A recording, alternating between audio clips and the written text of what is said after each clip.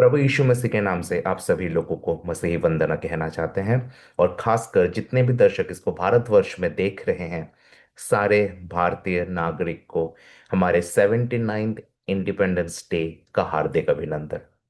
Lion of जुड़ा digital ministries हमारे देश के लिए निरंतर प्रार्थना कर रहे हैं और आप सभी को एनकरेज करते हैं कि आप लोग भी हमारे देश के लिए, हमारे देश के जितने चुने हुए नेता हैं, जितने भी लोग यहाँ पर देश की ब्यूरोक्रेसी में काम करते हैं, और साथ ही जितने लोग हमारे डिफेंस फोर्सेस में हैं जो इस देश को संरक्षण देने का दायित्व को पालन करते हैं, उन सभी के लिए और हमारे देश के अखंडता के लिए, हमारे देश के सार्वभौमिकता के लिए हमें प्रार्थना करते रहना है।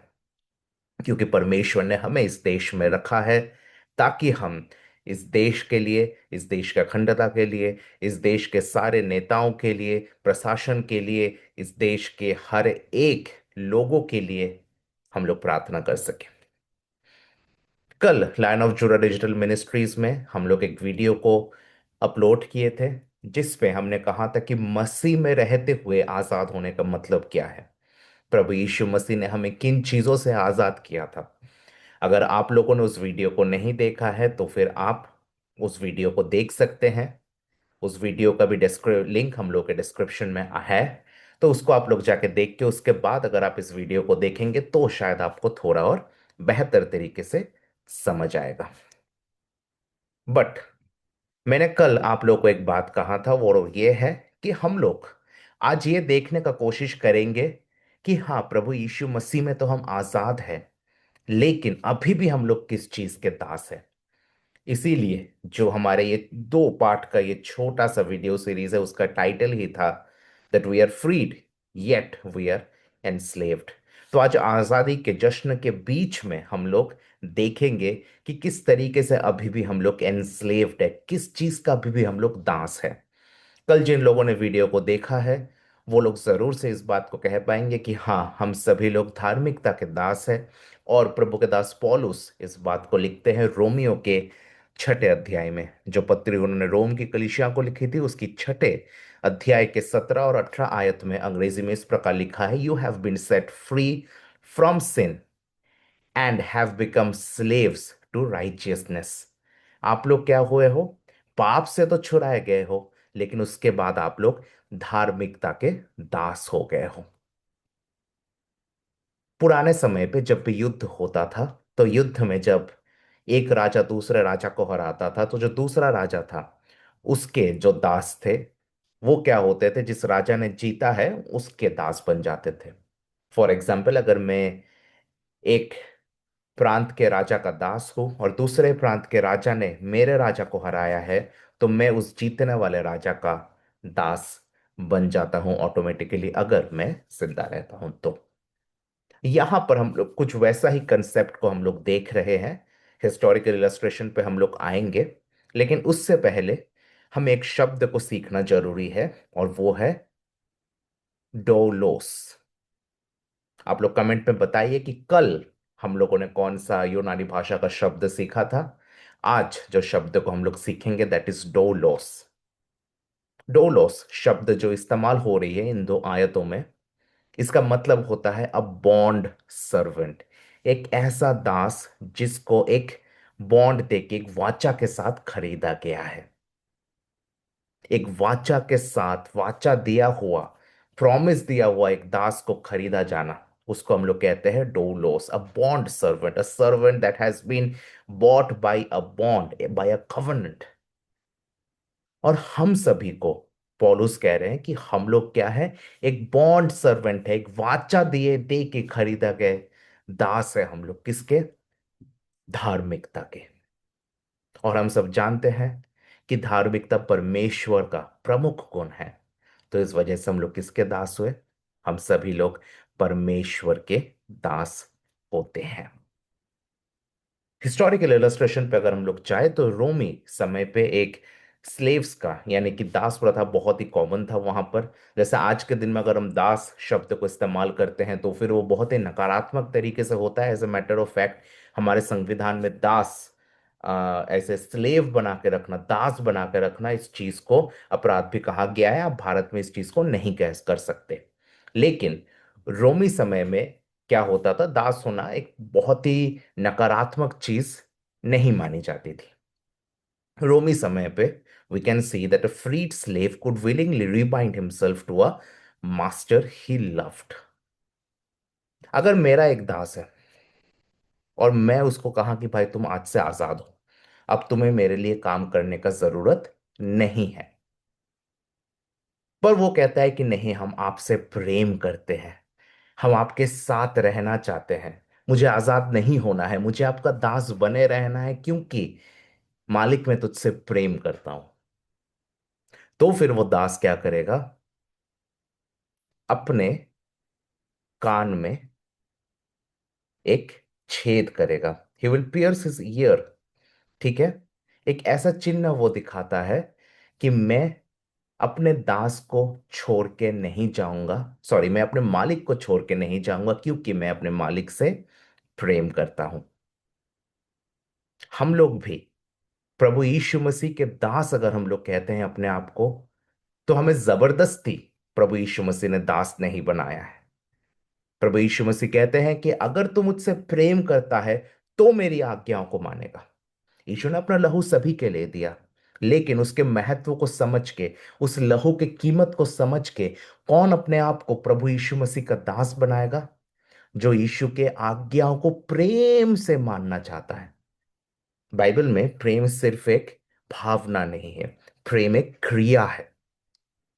It's not only a feeling, it's an action where you show love by obedience. परमेश्वर के बातों को मान के, परमेश्वर जिन चीजों को कहते हैं उस पर अमल करके हम लोग अपने प्रेम को दिखाते हैं। This is the biblical definition of love and this is the biblical relationship between love and obedience. प्रेम और आज्ञाकारिता का यही संबंध हम लोग परमेश्वर के वचन में देखते हैं। तो हम मसीह के दास तो है, लेकिन किस तरीके से हम लोग प्रभु यीशु मसीह के दास अपने आप को मानते हैं? हमने खुद प्रभु यीशु मसीह को उद्धारकर्ता और प्रभु के रूप में जब ग्रहण करते हैं, तो हम कहते हैं कि मेरे जीवन में मेरा इच्छा नहीं चलेगा, मेरे मालिक का इच्छा चलेगा। और वो मालिक कौन है? प्रभु यीशु मसीह।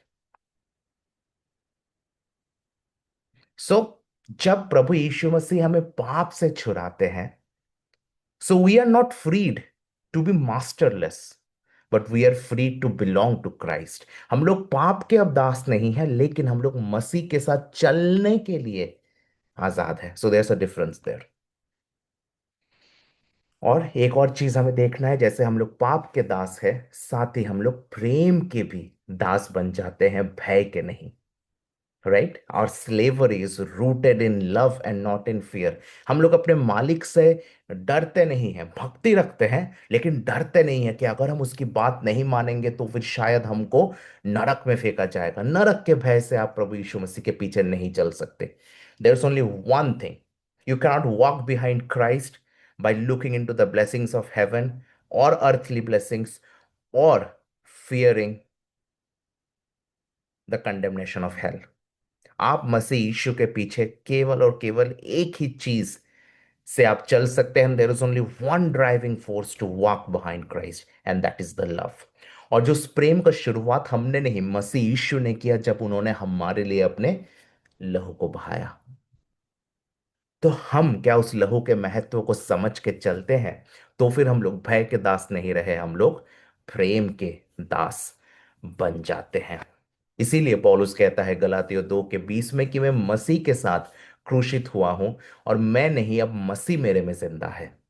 आप में से कौन कौन इस चीज को कह सकता है कि हाँ, मेरा पाप का स्वभाव, हाँ, मेरा अभिलाषा है, वो सारी चीजें क्रूसित में कर चुका हूं, और मुझ में प्रभु यीशु मसीह, जिन्होंने मेरे लिए अपने लहू को बहाया, वो जिंदा है। तीसरा, servanthood is the highest calling, it's the highest honour. क्योंकि प्रभु यीशु मसीह स्वयं आए थे एक दास के रूप में, और यीशु मसीह इस बात को कहता है कि for the son of man has come not to be served but to serve. मनुष्य पुत्र आया है सेवा प्राप्त करने के लिए, नहीं, सेवा प्रदान करने के लिए। मरकुस 10:45 में इस आयत को हम लोग देख सकते हैं। तो अगर राजाओं के राजा और प्रभुओं का प्रभु अगर इस धरती में सेवा देने के लिए आए हैं, तो उस परमेश्वर का सेवा करने का मौका हमें मिलता है, तो हम कैसे उस चीज को एक नकारात्मक तौर से देख सकते हैं? वो एक बहुत ही उच्च कोटि का बुलाहट है। It's a calling of the highest virtue. Be blessed because Jesus have called us his servant. Finally the fourth point, righteousness is our new master। धार्मिकता हमारा नया मालिक है। मैंने इस बात को इस वीडियो के शुरुआत में ही एड्रेस किया है कि परमेश्वर का दो प्रमुख वर्च्यूज जो परमेश्वर ने इंसान के अंदर दिया, एक है पवित्रता और दूसरा है धार्मिकता। तो जब भी हम धार्मिकता देखते हैं तो उस चीज को परमेश्वर से हम डायरेक्टली रिलेट कर सकते हैं। मत्ती 6 के 24 में पहाड़ी उपदेश में प्रभु यीशु मसीह कहता है कि कोई भी व्यक्ति दो मालिकों का सेवा नहीं कर सकता है। उसी तरीके से हम लोग संसार के आधिपत्य में नहीं चल सकते। सांसारिक चीजों के मालिकाना को हम लोग अपने ऊपर हावी होने नहीं दे सकते हैं। हमारे ऊपर अधिकार केवल और केवल धार्मिकता का है। हमारे ऊपर अधिकार केवल और केवल हमारे परमेश्वर का है। पुराने समय में जब भी एक दास को कोई मालिक खरीदता था, तो उस दास के ऊपर एक गरम लोहा का एक छाप लगा के, अपना एक पर्टिकुलर मार्क लगा के उस दास के शरीर में इस बात को स्थापित कर देता था कि ये परमेश्वर का, सॉरी, ये मेरा दास है, ऐसे बोल के स्थापित कर देता था। उसी तरीके से परमेश्वर ने भी हमारे ऊपर एक छाप को दिया है, और वह पवित्र आत्मा का। पवित्र आत्मा का मोहर जिन लोगों के ऊपर है, वो सभी लोग परमेश्वर के दास है। वो सभी लोग धार्मिकता के दास है। एंड अगेन मैं कहना चाहता हूं कि दास शब्द को नकारात्मकता के तौर पे हम लोग ना ले, क्योंकि it is the calling of the greatest virtue. सबसे उच्च कोटि का बुलाहट है दास बनना, क्योंकि हमारा परमेश्वर स्वयं सेवा प्रदान करने आए थे। तो आइए हम सभी लोग अपने पाप के अभिलाषाओं को छोड़ के मसीह यीशु के दास बन के अपने जीवन को व्यतीत करें। और आजादी के शुभ अवसर पर हम ये चीज कहना चाहते हैं कि जब प्रभु यीशु मसीह यूहन्ना 8 के 36 में ऐसा कहते हैं कि if the son sets you free you will be free indeed, इसका मतलब यह नहीं है कि हम लोगों के पास लाइसेंस है यीशु को ग्रहण करने के बाद कि हम अपने जीवन को किसी भी तरीके से जी सकते हैं। We have to disregard sin and we have to walk in righteousness. परमेश्वर इन वचनों के द्वारा आप सभी लोगों को आशीषित करें। Praise the Lord.